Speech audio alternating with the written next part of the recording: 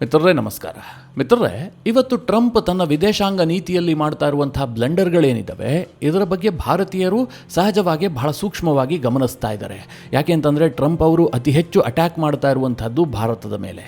ಆದರೆ ಟ್ರಂಪ್ ಅವರ ಈ ವಿದೇಶಾಂಗ ನೀತಿಯಲ್ಲಾಗ್ತಾ ಇರುವಂತಹ ಬ್ಲಂಡರ್ಗಳನ್ನು ಅಮೆರಿಕನ್ನರು ಕೂಡ ಅಷ್ಟೇ ಸೂಕ್ಷ್ಮವಾಗಿ ಗಮನಿಸ್ತಾ ಇದ್ದಾರೆ. ಅವರೇನು ಸುಮ್ಮನೆ ಬಿಟ್ಟಿಲ್ಲ. ಯಾಕೆ ಅಂತಂದರೆ ಅವ್ರಿಗೆ ಗೊತ್ತು ಇದು ಲಾಂಗ್ ಟರ್ಮ್ನಲ್ಲಿ ಅಮೆರಿಕಾಗೆ ಬಹಳ ದೊಡ್ಡ ಏಟು ಕೊಡುತ್ತೆ ಅಂತ. ಯಾಕೆ ಈ ರೀತಿಯಾದಂತಹ ಪೀಠಿಕೆ ಹಾಕ್ತಾ ಇದ್ದೀನಿ ಅಂತಂದರೆ, ಟ್ರಂಪ್ ಅವರ ಕೆಳಗೆ ಕೆಲಸ ಮಾಡಿದಂಥ ಒಬ್ಬ ಟಾಪ್ ಲೆವೆಲ್ನ ಅಧಿಕಾರಿ, ಅದು ಕೂಡ ಭಾರತದಲ್ಲಿ ಕೆಲಸ ಮಾಡಿದಂಥವರು, ಈಗ ಭಾರತಕ್ಕೊಂದು ಎಚ್ಚರಿಕೆ ಕೊಟ್ಟಿದ್ದಾರೆ. ಟ್ರಂಪ್ ಅವರ ಈ ನೀತಿ ಇದೆಯಲ್ಲ, ನಿಮಗೆ ಬಹಳ ದುಬಾರಿ ಆಗುತ್ತೆ. ನೀವೇನು ಈ ಹಿಂದೆ ಆಪರೇಷನ್ ಸಿಂಧೂರ ಅಂತ ಪಾಕಿಸ್ತಾನದ ಮೇಲೆ ಮಾಡಿದ್ರಲ್ವಾ, ಆ ರೀತಿಯಾಗಿ ನೀವು ಮುಂದೆ ಮಾಡೋದಕ್ಕೆ ಸಾಧ್ಯ ಇಲ್ಲ. ಆಪರೇಷನ್ ಸಿಂಧೂರ ಚಾಲ್ತಿಯಲ್ಲಿದೆ. ಭಾರತದಲ್ಲಿ ಮತ್ತೊಮ್ಮೆ ಏನಾದರೂ ಉಗ್ರ ದಾಳಿ ಆಗಿದ್ದೆ ಆದರೆ ಪಾಕಿಸ್ತಾನಕ್ಕೆ ಪುನಃ ಹೊಡಿತೀವಿ ಅಂತ ಹೇಳ್ತಾ ಇದ್ದೀರಲ್ಲ, ಆದರೆ ಸಾಧ್ಯ ಆಗೋದು ಡೌಟ್. ಹೀಗಂತ ಟ್ರಂಪ್ ಅವರ ಮಾಜಿ ಆಪ್ತ ಭಾರತಕ್ಕೆ ಎಚ್ಚರಿಕೆ ಕೊಟ್ಟಿದ್ದಾರೆ. ಇದನ್ನು ನಾವು ಎಚ್ಚರಿಕೆ ಅಂತ ಹೇಳೋದಕ್ಕೆ ಸಾಧ್ಯ ಇಲ್ಲ, ಒಂದು ರೀತಿಯಲ್ಲಿ ಸಲಹೆ. ಅವರು ಟ್ರಂಪ್ ಅವರ ಇತ್ತೀಚಿನ ನೀತಿಗಳನ್ನು ಬಹಳ ಅರ್ಥ ಮಾಡಿಕೊಂಡು ಈ ಸ್ಟೇಟ್ಮೆಂಟನ್ನು ಕೊಟ್ಟಿದ್ದಾರೆ. ಅವರು ಕೇವಲ ಭಾರತಕ್ಕೆ ಈ ರೀತಿಯ ಸಲಹೆಯನ್ನು ಮಾತ್ರ ಕೊಟ್ಟಿಲ್ಲ, ಅದಕ್ಕೊಂದು ಪರಿಹಾರ ಇದೆ. ಟ್ರಂಪನ್ನು ಹೇಗೆ ಕಟ್ಟಿ ಹಾಕಬೇಕು ಅನ್ನೋದಕ್ಕೂ ಕೂಡ ಒಂದು ಉಪಾಯವನ್ನು ಭಾರತಕ್ಕೆ ಹೇಳಿದ್ದಾರೆ. ಜಿಯೋಪೊಲಿಟಿಕ್ಸ್ನಲ್ಲಿ ಆಸಕ್ತಿ ಇರುವಂಥವರಿಗೆ ಇದು ಬಹಳ ಪ್ರಾಮುಖ್ಯವಾದಂತಹ ಒಂದು ವಿಚಾರ. ಈ ಬಗ್ಗೆ ಈ ವಿಡಿಯೋದಲ್ಲಿ ನಿಮಗೆ ಡೀಟೇಲ್ ಆಗಿ ತಿಳಿಸ್ಕೊಡ್ತೀನಿ. ನೀವು ಈ ವಿಡಿಯೋನ ಕೊನೆವರೆಗೂ ಮಿಸ್ ಮಾಡದೆ ನೋಡಿ. ಮಿತ್ರರೇ, ಪಹಲ್ಗಾಮ್ ದಾಳಿಗೆ ಪ್ರತಿಯಾಗಿ ಭಾರತ ಮಾಡಿದಂಥ ಆಪರೇಷನ್ ಸಿಂಧೂರ ಇದೆಯಲ್ಲ, ಇದು ಬಹಳ ತೀವ್ರವಾದಂಥ ಒಂದು ಕಾರ್ಯಾಚರಣೆ. ಇದನ್ನು ಭಾರತದವರು ಎಷ್ಟು ಸೀರಿಯಸ್ ಆಗಿ ಪರಿಗಣಿಸಿದಾರೋ ಇಲ್ವೋ ನನಗಂತೂ ಗೊತ್ತಿಲ್ಲ. ಯಾಕೆ ಅಂತಂದರೆ ನಮ್ಮಲ್ಲಿ ಇದು ಬಹಳ ದೊಡ್ಡ ರಾಜಕೀಯ ವಿಚಾರ ಆಗಿತ್ತು. ಕೆಲವರು ಅದನ್ನು ಈಗಲೂ ಕಾಮಿಡಿ ಮಾಡ್ತಾರೆ. ಮೊನ್ನೆ ತಾನೇ ನಮ್ಮ ವಿಪಕ್ಷ ನಾಯಕ ರಾಹುಲ್ ಗಾಂಧಿ ಅವರು ಸಂಸತ್ನಲ್ಲಿ ನಿಂತ್ಕೊಂಡು ಆಪರೇಷನ್ ಸಿಂಧೂರವನ್ನು ಒಂದು ಜಾದೂಗೆ ಹೋಲಿಕೆ ಮಾಡಿದ್ರು. ಆದರೆ ಭಾರತದ ಸೇನೆ ಮಾಡಿದಂಥ ಆಪರೇಷನ್ ಸಿಂಧೂರವನ್ನು ವಿಶ್ವದ ಬೇರೆ ಬೇರೆ ದೈತ್ಯ ಶಕ್ತಿಗಳು ಬಹಳ ಸೂಕ್ಷ್ಮವಾಗಿ ಗಮನಿಸ್ತಾ ಇದ್ದಾವೆ. ಯಾಕೆ ಅಂತಂದರೆ ಒಂದು ನ್ಯೂಕ್ಲಿಯರ್ ಪವರ್ ದೇಶದ ಮೇಲೆ ಯಾವುದೇ ಮುಲಾಜಿಲ್ಲದೆ ಭಾರತ ಅಟ್ಯಾಕ್ ಮಾಡಿತ್ತು. ಯಾಕೆ ಈ ಆಪರೇಷನ್ ಸಿಂಧೂರದ ಬಗ್ಗೆ ನಾನು ಈ ಸಂದರ್ಭದಲ್ಲಿ ಮಾತನಾಡ್ತಾ ಇದ್ದೀನಿ ಕೇಳಿದ್ರೆ, ಕೆನೆತ್ ಜಸ್ಟರ್ ಭಾರತದಲ್ಲಿ ಈ ಹಿಂದೆ ಅಮೆರಿಕದ ರಾಯಭಾರಿ ಆಗಿದ್ದಂಥವ್ರು. ಅವ್ರು ಹೇಳ್ತಾ ಇದ್ದಾರೆ, ಭಾರತ ಇನ್ಮುಂದೆ ಆಪರೇಷನ್ ಸಿಂಧೂರ ಮಾಡೋದಕ್ಕೆ ಸಾಧ್ಯ ಆಗದೇ ಇರಬಹುದು. ಮುಂದೆ ಆಪರೇಷನ್ ಸಿಂಧೂರದಂತಹ ಒಂದು ದೊಡ್ಡ ಕಾರ್ಯಾಚರಣೆಯನ್ನು ಕೈಗೆತ್ಕೊಳ್ಳೋದಾದರೂ ಕೂಡ ಅದು ಭಾರತಕ್ಕೆ ರಿಸ್ಕಿ ಆಗಬಹುದು. ಈ ರೀತಿಯಾದಂತಹ ಎಚ್ಚರಿಕೆಯನ್ನು ಕೆನೆತ್ ಜಸ್ಟರ್ ಕೊಟ್ಟಿದ್ದಾರೆ. ಈ ಮಾತನ್ನು ಕೇಳುತ್ತಿದ್ದ ಹಾಗೆ ನೀವು ಅಂದುಕೊಳ್ಳಬಹುದು, ಅವರು ಅಮೆರಿಕದವರು, ಯಾವಾಗಲೂ ಕೂಡ ಈ ರೀತಿಯ ಬೆದರಿಕೆ ಎಚ್ಚರಿಕೆ ಎಲ್ಲ ಕೊಡ್ತಾ ಇರ್ತಾರೆ, ಅದಕ್ಕೇನು ವ್ಯಾಲ್ಯೂ ಇದೆ ಅಂತ. ಇಲ್ಲಿ ಕೆನೆತ್ ಜಸ್ಟರ್ ಅಮೆರಿಕದ ಪರವಾಗಿ ಮಾತನಾಡಿದ್ದಲ್ಲ. ಅವರು ಈ ಜಿಯೋಪೊಲಿಟಿಕ್ಸ್ ಅನ್ನು ಪೂರ್ಣವಾಗಿ ಅರ್ಥ ಮಾಡಿಕೊಂಡು ಟ್ರಂಪ್ ಅವರ ವಿದೇಶಾಂಗ ನೀತಿಯನ್ನು ಅರೆದು ಕುಡಿದು ಬಿಟ್ಟು ಈ ಎಚ್ಚರಿಕೆಯನ್ನು ಭಾರತಕ್ಕೆ ಕೊಟ್ಟಿದ್ದಾರೆ. ಈ ಕೆನೆತ್ ಜಸ್ಟರ್ ಇದ್ದಾರಲ್ಲ, ಇವರು 2017ರಿಂದ 2021ರವರೆಗೆ ಭಾರತದಲ್ಲಿ ಅಮೆರಿಕದ ರಾಯಭಾರಿಯಾಗಿ ಕೆಲಸ ಮಾಡಿದ್ರು. ಅಂದರೆ ಟ್ರಂಪ್ ಅವರ ಮೊದಲ ಅವಧಿಯಲ್ಲಿ ಇವರು ಭಾರತದಲ್ಲಿದ್ದಂಥ ಅಮೆರಿಕದ ರಾಯಭಾರಿ. ಮಿತ್ರರೇ, ಇವರು ಭಾರತಕ್ಕೆ ತುಂಬ ಫ್ರೆಂಡ್ಲಿ ಆಗಿದ್ದಂಥ ಒಬ್ಬ ವ್ಯಕ್ತಿ. ಇವರ ಕಾರಣದಿಂದಾಗಿಯೇ ಭಾರತ ಮತ್ತು ಅಮೆರಿಕದ ಸಂಬಂಧ ತುಂಬ ಬ್ಯಾಲೆನ್ಸಿಂಗ್ ಆಗಿತ್ತು. ಟ್ರಂಪ್ ತನ್ನ ಮೊದಲ ಅವಧಿಯಲ್ಲಿ ಭಾರತವನ್ನು ಯಾವತ್ತೂ ಕೂಡ ಹೆಚ್ಚಾಗಿ ಟಾರ್ಗೆಟ್ ಮಾಡೇ ಇರಲಿಲ್ಲ. ತುಂಬ ಮಿತ್ರ ದೇಶ ಅಂತಲೇ ಪರಿಗಣಿಸ್ತಾ ಇದ್ರು. ಜೊತೆಗೆ ಪಾಕಿಸ್ತಾನಕ್ಕೆ ಅಪ್ಪಿತಪ್ಪಿಯೂ ಕೂಡ ಸೊಪ್ಪು ಹಾಕಿರಲಿಲ್ಲ. ಟ್ರಂಪ್ ಅವರ ಈ ನೀತಿಗಳಲ್ಲಿ ಆ ಸಂದರ್ಭದಲ್ಲಿ ಭಾರತದಲ್ಲಿ ರಾಯಭಾರಿಯಾಗಿದ್ದಂಥ ಕೆನೆತ್ ಜಸ್ಟರ್ ಅವರ ಪಾತ್ರವೂ ಕೂಡ ಇದೆ. ಅದೇ ಕೆನೆತ್ ಜಸ್ಟರ್ ಈಗ ಭಾರತದಲ್ಲಿ ನಿಂತ್ಕೊಂಡು ಮಾತನಾಡಿದ್ದಾರೆ. ಏನಂತ, ಭಾರತ ಆಪರೇಷನ್ ಸಿಂಧೂರವನ್ನು ಮಾಡ್ತಲ್ಲ, ಅದಾದ ಮೇಲೆ ಪರಿಸ್ಥಿತಿ ಬದಲಾಗಿದೆ. ಈಗ ಭಾರತ ಹೇಳ್ತಾ ಇದೆ, ಇನ್ನೊಮ್ಮೆ ಪಾಕಿಸ್ತಾನದ ಉಗ್ರರು ನಮ್ಮ ನೆಲದಲ್ಲಿ ಪಹಲ್ಗಾಮ್ನಂತಹ ಅಟ್ಯಾಕ್ ಮಾಡಿದ್ದೇ ಆದರೆ ನಾವು ಆಪರೇಷನ್ ಸಿಂಧೂರದಂತಹ ಉತ್ತರ ಕೊಡ್ತೀವಿ ಅಂತ. ಆದರೆ ಅದು ಸಾಧ್ಯ ಆಗದೇ ಇರಬಹುದು. ಯಾಕೆ ಅಂತಂದರೆ ಟ್ರಂಪ್ ಈಗ ಪಾಕಿಸ್ತಾನಕ್ಕೆ ವಿಪರೀತವಾಗಿ ಫ್ರೆಂಡ್ಲಿ ಆಗಿದ್ದಾರೆ. ಒಂದು ವೇಳೆ ಆಪರೇಷನ್ ಸಿಂಧೂರದಂತಹ ಕಾರ್ಯಾಚರಣೆಯನ್ನು ಪುನಃ ಭಾರತ ಮಾಡೋದಕ್ಕೆ ಶುರು ಮಾಡಿದ್ದೇ ಆದರೆ ಅಮೆರಿಕ ನೇರವಾಗಿ ಪಾಕಿಸ್ತಾನಕ್ಕೆ ಸಹಾಯಕ್ಕಿಳಿಬಹುದು. ಅಂದರೆ ಇಲ್ಲಿ ಕೆನೆತ್ ಜಸ್ಟರ್ ಅವರ ಎಚ್ಚರಿಕೆ ಏನು ಕೇಳಿದ್ರೆ, 1971ರಲ್ಲಿ ಏನಾಗಿತ್ತೋ ಅದೇ ಪರಿಸ್ಥಿತಿ ಮರುಕಳಿಸಬಹುದು ಅನ್ನುವಂತಹ ಎಚ್ಚರಿಕೆಯನ್ನು ಅವರು ಕೊಡ್ತಾ ಇದ್ದಾರೆ. ಮಿತ್ರರೇ, ಸುಮ್ಮನೆ ಕೆನೆತ್ ಜಸ್ಟರ್ ಅವರ ಮಾತನ್ನು ಕೇಳಿಸ್ಕೊಂಡಿದ್ದೆ ಆದರೆ ಇವರೊಬ್ಬರು ಟ್ರಂಪ್ ಅವರ ಚೇಲ ಚಮಚಂದ್ ರೀತಿಯಲ್ಲಿ ಸ್ಟೇಟ್ಮೆಂಟ್ ಕೊಡ್ತಾ ಇದ್ದಾರೆ ಅಂತ ಅನಿಸುತ್ತೆ. ಆದರೆ ಹಾಗಲ್ಲ. ಅವರು ಈ ಬಗ್ಗೆ ಸಾಕಷ್ಟು ಅಧ್ಯಯನ ಮಾಡಿ ಸದ್ಯದ ಎಲ್ಲ ಬೆಳವಣಿಗೆಗಳನ್ನು, ಎಲ್ಲ ಪರಿಸ್ಥಿತಿಯನ್ನು ಅವಲೋಕಿಸಿಯೇ ಭಾರತಕ್ಕೆ ಈ ರೀತಿಯ ಸಲಹೆಯನ್ನು ಕೊಡ್ತಾ ಇದ್ದಾರೆ. ಕೆನೆತ್ ಜಸ್ಟರ್ ಹೇಳ್ತಾ ಇರೋದ್ರಲ್ಲಿ ಸತ್ಯಾಂಶ ಇದೆ. ನೀವೇ ಗಮನಿಸಿ, ಆಪರೇಷನ್ ಸಿಂಧೂರ ಮಾಡುವಂತಹ ಸಂದರ್ಭದಲ್ಲಿ ಟ್ರಂಪ್ ಅಪ್ಪಿತಪ್ಪಿಯೂ ಕೂಡ ಭಾರತದ ವಿರುದ್ಧ ಸ್ಟೇಟ್ಮೆಂಟ್ ಕೊಟ್ಟಿರಲಿಲ್ಲ. ಭಾರತ ಆಪರೇಷನ್ ಸಿಂಧೂರ ಶುರು ಮಾಡ್ತಿದ್ದ ಹಾಗೆ ಟ್ರಂಪ್ ಏನು ಹೇಳಿದ್ರು, ಇದು ಟಿಟ್ ಫಾರ್ ಟ್ಯಾಟ್ ಅಂತ. ಅಂದರೆ ಪಾಕಿಸ್ತಾನದವರು ಭಾರತಕ್ಕೆ ಹೊಡೆದಿದ್ದಾರೆ, ಉಗ್ರ ಚಟುವಟಿಕೆಯನ್ನ ಮಾಡಿದ್ದು ಪಾಕಿಸ್ತಾನವೇ, ಅದಕ್ಕೆ ಭಾರತ ಹೊಡಿತಾ ಇದೆ. ಈ ಅರ್ಥದಲ್ಲೇ ಟ್ರಂಪ್ ಆ ಸಂದರ್ಭದಲ್ಲಿ ಮಾತನಾಡಿದ್ರು. ಆದರೆ ಮಿತ್ರರೇ, ಅದಾದ ಬಳಿಕ ಟ್ರಂಪ್ ಅವರ ನಿಲುವು ಬದಲಾಗಿದೆ. ಆನಂತರದಲ್ಲಿ ನಾನೇ ಯುದ್ಧ ನಿಲ್ಲಿಸಿದೆ ಅಂತ ಹೇಳ್ತಾರೆ.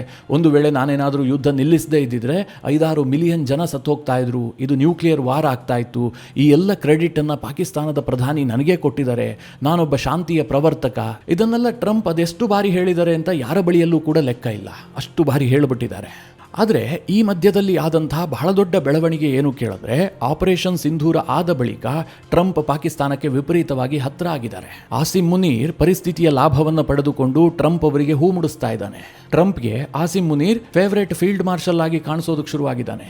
ಟ್ರಂಪ್ಗೆ ನೊಬೆಲ್ ಕೊಡೋದಕ್ಕೆ ಇದೇ ಪಾಕಿಸ್ತಾನ ನಾಮಿನೇಟ್ ಮಾಡುತ್ತೆ. ಟ್ರಂಪ್ ಅವರ ಗುಣಗಾನವನ್ನ ಪಾಕಿಸ್ತಾನದ ಪ್ರಧಾನಿ ಹೋದಲ್ಲಿ ಬಂದಲ್ಲಿ ಮಾಡ್ತಾರೆ. ಟ್ರಂಪ್ ಜೊತೆ ಡಿನ್ನರ್ನಲ್ಲಿ ಈ ಆಸಿಮ್ ಮುನೀರ್ ಭಾಗಿಯಾಗ್ತಾನೆ. ಪಾಕಿಸ್ತಾನ ಟ್ರಂಪ್ ಕುಟುಂಬದ ಜೊತೆಗೆ ಕ್ರಿಪ್ಟೋ ಡೀಲ್ ಮಾಡಿಕೊಳ್ಳುತ್ತೆ. ಇದೆಲ್ಲದಕ್ಕಿಂತ ಮುಖ್ಯವಾಗಿ ಈಗ ಇರಾನ್ ಯುದ್ಧದಲ್ಲಿ ಪಾಕಿಸ್ತಾನವೇ ನಿರ್ಣಾಯಕ ಆಗಿಬಿಟ್ಟಿದೆ. ಯುದ್ಧದಲ್ಲಿ ಮಧ್ಯಸ್ಥಿಕೆಯ ಪಾತ್ರವನ್ನ ಟ್ರಂಪ್ ಟೋಟಲಿ ಆಸಿಮ್ ಮುನೀರ್ ಹೆಗಲಿಗೆ ವಹಿಸಿಬಿಟ್ಟಿದ್ದಾರೆ.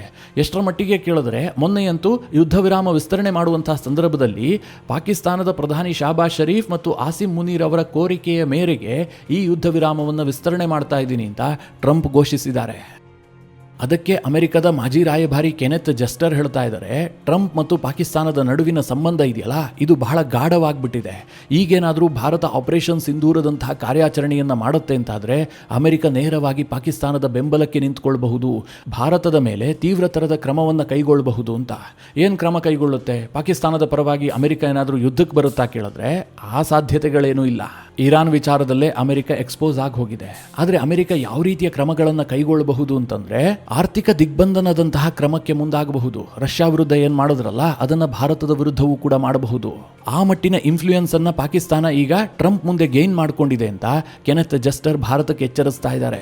ಅದರ ಜೊತೆಗೆ ಅವರು ಕೆಲವೊಂದಷ್ಟು ಇನ್ಸಿಡೆಂಟ್ಗಳನ್ನು ಕೂಡ ಮೆನ್ಷನ್ ಮಾಡಿದ್ದಾರೆ.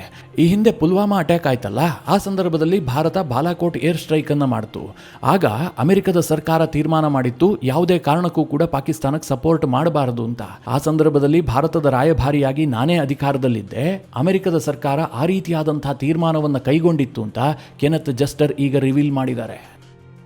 ಸದ್ಯದ ಈ ಬೆಳವಣಿಗೆ ಇದೆಯಲ್ಲ, ಇದು ಭಾರತಕ್ಕೆ ಇನ್ನೊಂದು ರೀತಿಯಲ್ಲಿ ಆತಂಕಕಾರಿ ಅಂತ ಕೆನೆತ್ ಜಸ್ಟರ್ ಭಾರತಕ್ಕೆ ಒಂದು ಸೂಚನೆ ಕೊಟ್ಟಿದ್ದಾರೆ. ಅದೇನು ಕೇಳಿದ್ರೆ, ಅಮೆರಿಕ ಮತ್ತು ಪಾಕಿಸ್ತಾನದ ನಡುವೆ ಈ ರೀತಿಯಾಗಿ ಬಾಂಡಿಂಗ್ ಬೆಳೀತಾ ಇದೆಯಲ್ಲ, ಇದನ್ನ ಪಾಕಿಸ್ತಾನದಲ್ಲಿರುವಂತಹ ಉಗ್ರಗಾಮಿಗಳು ಅಡ್ವಾಂಟೇಜ್ ಆಗಿ ಪರಿಗಣಿಸ್ತಾರೆ. ಭಾರತ ನಮ್ಮ ಮೇಲೆ ದಾಳಿ ಮಾಡೋದಕ್ಕೆ ಸಾಧ್ಯ ಇಲ್ಲ.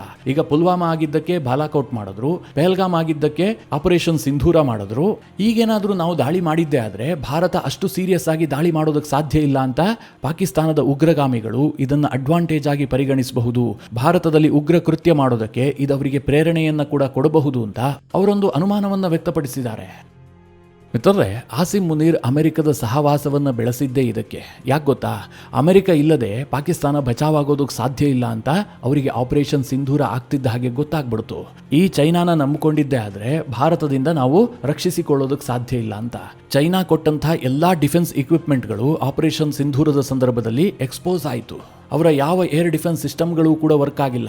ಭಾರತದ ಸಾಮಾನ್ಯ ಡ್ರೋನ್ಗಳು ಕೂಡ ಪಾಕಿಸ್ತಾನದಲ್ಲಿ ಗುರಿ ತಲುಪಿದ್ವು. ಬ್ರಹ್ಮೋಸ್ನ ಏಟಿಗೆ ಪಾಕಿಸ್ತಾನ ಪತ್ರಗುಟ್ಟು ಹೋಗ್ಬಿಡ್ತು. ಕೇವಲ ಒಂದು ರಾತ್ರಿಯಲ್ಲಿ ಭಾರತ ಕೊಟ್ಟಂಥ ಒಂದು ಸಣ್ಣ ಚಮಕ್ಗೆ ಪಾಕಿಸ್ತಾನದ 11 ಏರ್ ಬೇಸ್ಗಳು ಧ್ವಂಸ ಆದವು. ಇನ್ನೇನಾದರೂ ಒಂದು 2 ದಿನ ಯುದ್ಧ ಮುಂದುವರೆದಿದ್ದೇ ಆಗಿದ್ರೆ ಪಾಕಿಸ್ತಾನದಲ್ಲಿ ಒಂದೇ ಒಂದು ಏರ್ ಬೇಸ್ಗಳು ಇರ್ತಾ ಇರಲಿಲ್ಲ. ಆಗ ಪಾಕಿಸ್ತಾನವನ್ನು ರಕ್ಷಿಸಿದ್ದು ಇದೇ ಟ್ರಂಪ್. ಆ ಯುದ್ಧದ ಸಂದರ್ಭದಲ್ಲಿ ಅವರು ಟ್ರಂಪ್ ಏನು ಹೇಳ್ತಾರೋ ಅದನ್ನು ಕೇಳೋದಕ್ಕೆ ತಯಾರಾಗಿದ್ರು. ಟ್ರಂಪ್ಗೆ ಯಾವ ಕ್ರೆಡಿಟ್ ಅನ್ನು ಕೊಡೋದಕ್ಕೂ ಕೂಡ ಪಾಕಿಸ್ತಾನ ತುದಿಗಾಲ್ನಲ್ಲಿ ನಿಂತಿತ್ತು. ಹೇಗಾದರೂ ಯುದ್ಧ ನಿಂತರೆ ಸಾಕು ಅನ್ನುವಂತಹ ಪರಿಸ್ಥಿತಿ ನಿರ್ಮಾಣ ಆಗಿತ್ತು. ಯಾವಾಗ ಆಪರೇಷನ್ ಸಿಂಧೂರಕ್ಕೆ ಒಂದು ಬ್ರೇಕ್ ಬೀಳುತ್ತೋ ತಕ್ಷಣ ಆಸಿಮ್ ಮುನೀರ್ ಏನ್ ಮಾಡ್ತಾನೆ, ಟ್ರಂಪ್ ಜೊತೆಗೆ ಹತ್ರ ಆಗೋದಕ್ಕೆ ಯತ್ನ ಮಾಡ್ತಾನೆ. ಇನ್ನೊಂದು ಕಡೆಯಲ್ಲಿ ಭಾರತದ ಒಳ ರಾಜಕಾರಣದ ಕಾರಣದಿಂದಾಗಿ ಭಾರತ ಟ್ರಂಪ್ರಿಂದ ದೂರ ಆಗುತ್ತೆ. ಒಂದು ಹಂತದಲ್ಲಿ ನಮ್ಮ ವಿಪಕ್ಷಗಳು ಕೇಂದ್ರ ಸರ್ಕಾರವನ್ನ ಟ್ರ್ಯಾಪ್ ಮಾಡ್ತವೆ.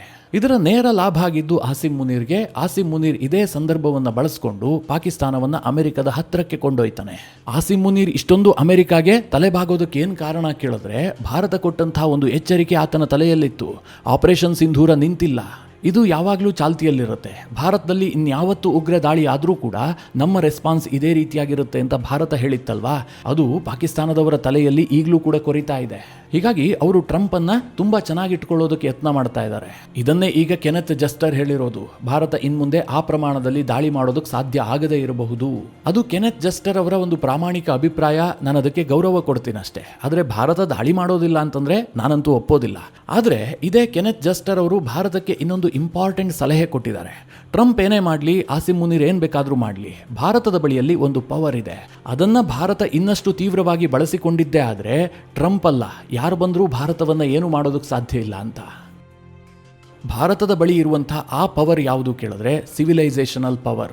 ನ್ಯೂಕ್ಲಿಯರ್ ಪವರ್, ಮಿಲಿಟರಿ ಪವರ್ ಇದನ್ನೆಲ್ಲ ಕೇಳ್ತಾ ಇದ್ವಿ. ಇದು ಯಾವುದಿದು ಸಿವಿಲೈಸೇಷನಲ್ ಪವರ್? ಏನಿದು ಹೊಸ ಪದ ಅಂತ ನಿಮಗೆ ಅನಿಸಬಹುದು. ಮಿತ್ರರೇ, ಕೆನೆತ್ ಜಸ್ಟರ್ ಹೇಳ್ತಾರೆ, ಭಾರತ ಒಂದು ಸುದೀರ್ಘ ನಾಗರಿಕ ಇತಿಹಾಸ ಇರುವಂತಹ ದೇಶ. ಅಂದ್ರೆ ಇದು ಈಗ ರೂಪುಗೊಂಡಂತಹ ದೇಶ ಅಲ್ಲ, ಇದಕ್ಕೆ ಸಾವಿರ ವರ್ಷಗಳ ಇತಿಹಾಸ ಇದೆ. ಜೊತೆಗೆ ಭಾರತ ವಿಶ್ವದಲ್ಲೇ ಅತ್ಯಂತ ಜವಾಬ್ದಾರಿಯುತವಾದಂತಹ ಒಂದು ದೇಶ ಅಂತ ಸಾಬೀತು ಮಾಡಿದೆ.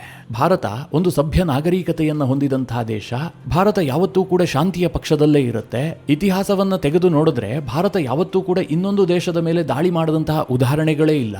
ಇದೆಲ್ಲದಕ್ಕಿಂತ ಮುಖ್ಯವಾಗಿ ಭಾರತ ಇವತ್ತು ಒಂದು ಸೆಕ್ಯುಲರ್ ಸಮಾಜ ಆಗಿದೆ. ಇಲ್ಲಿ ಹಿಂದೂಗಳು ಬದುಕ್ತಾ ಇದ್ದಾರೆ, ಮುಸ್ಲಿಮರು ಬದುಕ್ತಾ ಇದ್ದಾರೆ, ಸಿಖ್, ಬೌದ್ಧ, ಕ್ರೈಸ್ತ ಎಲ್ಲಾ ಧರ್ಮಗಳನ್ನು ಸಮಾನವಾಗಿ ನೋಡುವಂತಹ ಒಂದು ವೈಬ್ರೆಂಟ್ ಕಲ್ಚರ್ ಇರುವಂತಹ ದೇಶ. ಇಂತಹ ಒಂದು ನಾಗರಿಕತೆಯ ಮೇಲೆ ಪಾಕಿಸ್ತಾನ ದಾಳಿ ಮಾಡಿದೆ. ಈ ರೀತಿಯಾದಂತಹ ಒಂದು ನರೇಟಿವ್ ಅನ್ನು ಭಾರತ ಬಿಲ್ಡ್ ಮಾಡಬೇಕು. ಅದಕ್ಕಾಗಿ ಭಾರತ ಶ್ರಮಿಸಬೇಕು. ನರೇಂದ್ರ ಮೋದಿ ಅವರು ಅಧಿಕಾರಕ್ಕೆ ಬಂದ ಬಳಿಕ ಭಾರತ ತನ್ನ ಸಿವಿಲೈಸೇಷನಲ್ ಪವರ್ ಅನ್ನು ರೀಗೈನ್ ಮಾಡ್ಕೊಳ್ತಾ ಇದೆ. ಇದು ಇನ್ನಷ್ಟು ತೀವ್ರ ಆಗಬೇಕು ಅಂತ ಕೆನೆತ್ ಜಸ್ಟರ್ ಅವರು ಭಾರತಕ್ಕೆ ಸಲಹೆ ಕೊಟ್ಟಿದ್ದಾರೆ. ಅಂದ್ರೆ ಇಂತಹ ಸಭ್ಯ ದೇಶದ ಮೇಲೆ ಪಾಕಿಸ್ತಾನ ದಾಳಿ ಮಾಡಿದೆ, ಅದಕ್ಕೆ ಪ್ರತೀಕಾರ ತೀರಿಸಿಕೊಳ್ಳೋದಕ್ಕೆ ಭಾರತಕ್ಕೆ ಎಲ್ಲಾ ರೀತಿಯಲ್ಲೂ ಕೂಡ ಅಧಿಕಾರ ಇದೆ. ಹೇಗೆ ಅಕ್ಟೋಬರ್ 7 ಹಮಾಸ್ ಉಗ್ರರು ಇಸ್ರೇಲ್ ಮೇಲೆ ದಾಳಿ ಮಾಡ್ತಾರಲ್ಲ, ಅದಕ್ಕೆ ಪ್ರತಿಯಾಗಿ ಇಸ್ರೇಲ್ ಗಾಜಾ ವಿರುದ್ಧ ಯುದ್ಧ ಶುರು ಮಾಡುತ್ತಲ್ಲ. ಆರಂಭದಲ್ಲಿ ಯಾವುದೇ ವೆಸ್ಟರ್ನ್ ದೇಶಗಳು ಕೂಡ ಅದನ್ನು ವಿರೋಧಿಸಿರಲಿಲ್ಲ. ಇಸ್ರೇಲ್ಗೆ ಆ ಹಕ್ಕಿದೆ ಅಂತಲೇ ಎಲ್ಲರೂ ಪ್ರತಿಪಾದಿಸಿದ್ರು. ಆ ನಂತರದಲ್ಲಿ ಇಸ್ರೇಲ್ ವಿಪರೀತವಾಗಿ ಯುದ್ಧ ಮಾಡಿಬಿಟ್ಟು ಗಾಜಾದಲ್ಲಿ ನರಮೇಧ ಮಾಡುತ್ತೆ. ಅನಂತರದಲ್ಲಿ ವಿರೋಧ ವ್ಯಕ್ತವಾಗೋದಕ್ಕೆ ಶುರುವಾಯಿತು. ಆಗ ಇಸ್ರೇಲ್ ಬಳಸ್ಕೊಂಡಿದ್ದು ಕೂಡ ಇದೇ ಸಿವಿಲೈಸೇಷನಲ್ ಪವರ್. ಅಂತಹ ಶಕ್ತಿ ಇವತ್ತು ಭಾರತಕ್ಕಿದೆ. ಭಾರತ ಅದನ್ನು ಬಳಸ್ಕೊಳ್ಬೇಕು ಅಂತ ಕೆನೆತ್ ಜಸ್ಟರ್ ಭಾರತಕ್ಕೆ ಸಲಹೆ ಕೊಟ್ಟಿದ್ದಾರೆ. ವಿಶ್ವ ಸಮುದಾಯದ ಬೆಂಬಲ ಸಿಕ್ಕಂತಹ ಆ ಸಂದರ್ಭದಲ್ಲಿ ಟ್ರಂಪ್ ಅಪ್ಪ ಬಂದರೂ ಕೂಡ ಭಾರತವನ್ನು ತಡೆಯೋದಕ್ಕೆ ಸಾಧ್ಯ ಇಲ್ಲ ಅಂತ. ನನಗಂತೂ ಇವರ ಮಾತುಗಳು ತುಂಬ ರಿಯಾಲಿಟಿಗೆ ಹತ್ತಿರ ಆಗಿದ್ದಾವೆ ಅಂತ ಅನ್ನಿಸ್ತು. ಅದಕ್ಕೋಸ್ಕರವಾಗಿ ಈ ವಿಡಿಯೋ ಮಾಡಿ ಈ ಮಾಹಿತಿಯನ್ನು ನಿಮಗೆ ಕೊಟ್ಟೆ. ಇವತ್ತು ಭಾರತ ನರೇಟಿವ್ ವಾರ್ಫೇರ್ನಲ್ಲೂ ಕೂಡ ಹಿಂದುಳಿತಾ ಇದೆ. ಇನ್ಫಾರ್ಮೇಷನ್ ವಾರ್ಫೇರ್ನಲ್ಲಂತೂ ತೀರಾ ಹಿಂದೆ ಬಿದ್ದಿದೆ. ನಾವೊಂದು 30-40 ವರ್ಷ ಹಿಂದಿದ್ದೀವಿ ಅಂತಂದ್ರೂ ಕೂಡ ತಪ್ಪಾಗ್ಲಿಕ್ಕಿಲ್ಲ. ಈ ವಿಚಾರದಲ್ಲಿ ಇರಾನನ್ನು ನೋಡಿ ಭಾರತ ಕಲಿಬೇಕು. ಇರಾನ್ ಯುದ್ಧ ಭೂಮಿಯಲ್ಲಿ ಸೋತು ಸುಣ್ಣ ಆಗಿ ಹೋಗಿದೆ. ಆದರೆ ಇನ್ಫಾರ್ಮೇಷನ್ ವಾರ್ಫೇರ್ನಲ್ಲಿ ಅಮೆರಿಕವನ್ನ ಮಟ್ಟ ಹಾಕಿದ್ದಾರೆ. ನರೇಟಿವ್ ಬಿಲ್ಡ್ ಮಾಡ್ತಾ ಇದ್ದಾರೆ. ನಾವು ನಾಗರಿಕತೆಯನ್ನು ಹೊಂದಿರುವಂತಹ ದೇಶ, ಸಾವಿರಾರು ವರ್ಷದ ಇತಿಹಾಸ ಇದೆ. ಸುಮ್ಮನೆ ಅಮೆರಿಕದವರು ಬಂದು ನಮ್ಮ ಮೇಲೆ ದಾಳಿ ಮಾಡ್ತಾ ಇದ್ದಾರೆ. ಈ ರೀತಿಯಾಗಿ ಒಂದು ನರೇಟಿವ್ ಬಿಲ್ಡ್ ಮಾಡಿ ಸಿಂಪತಿಯನ್ನು ಗಿಟ್ಟಿಸ್ತಾ ಇದ್ದಾರೆ. ಅಮೆರಿಕ ತಪ್ಪಿತಸ್ಥ ಅಂತ ಬಹುತೇಕ ದೇಶಗಳಿಗೆ ಅನ್ನಿಸೋದಕ್ಕೆ ಶುರುವಾಗಿದೆ. ಅದೇನೇ ಇರಲಿ, ಕೆನೆತ್ ಜಸ್ಟರ್ ಭಾರತದ ವಿಚಾರದಲ್ಲಿ ಕೊಟ್ಟಂತಹ ಸಲಹೆ, ಆಪರೇಷನ್ ಸಿಂಧೂರ ಇನ್ನೊಮ್ಮೆ ಪುನರಾವರ್ತನೆ ಆಗುವಂತಹ ಸನ್ನಿವೇಶ ಬಂದಿದ್ದೇ ಆದರೆ ಟ್ರಂಪ್ ಏನು ಮಾಡಬಹುದು, ಭಾರತ ಅದಕ್ಕೆ ಯಾವ ರೀತಿಯಾದಂತಹ ತಂತ್ರವನ್ನು ಅನುಸರಿಸಬೇಕು, ನಿಮ್ಮ ಮನಸ್ಸಿನಲ್ಲಿ ಏನು ಭಾವನೆ ಇದೆ ಅದರ ಬಗ್ಗೆ ನೀವು ಕಮೆಂಟ್ ಮಾಡುವ ಮೂಲಕ ನಮಗೆ ತಿಳಿಸಿ. ಹಾಗೆ ನಿಮಗೆ ಈ ವಿಡಿಯೋ ಇಷ್ಟವಾದರೆ ಲೈಕ್ ಮಾಡಿ. ಜೊತೆಗೆ ನೀವಿನ್ನೂ ನಿಮ್ಮ ನೆಚ್ಚಿನ ಸಂಸ್ಕಾರ ಸೌರಭ ಯೂಟ್ಯೂಬ್ ಚಾನಲ್ನ ಸಬ್ಸ್ಕ್ರೈಬ್ ಮಾಡಿಲ್ಲ ಅಂತಾದರೆ ಈ ಕೂಡಲೇ ಸಬ್ಸ್ಕ್ರೈಬ್ ಮಾಡಿ. ಮುಂದಿನ ಎಲ್ಲ ಅಪ್ಡೇಟ್ಗಳ ನೋಟಿಫಿಕೇಷನ್ಗಾಗಿ ಬೆಲ್ ಐಕಾನ್ ಒತ್ತಿ.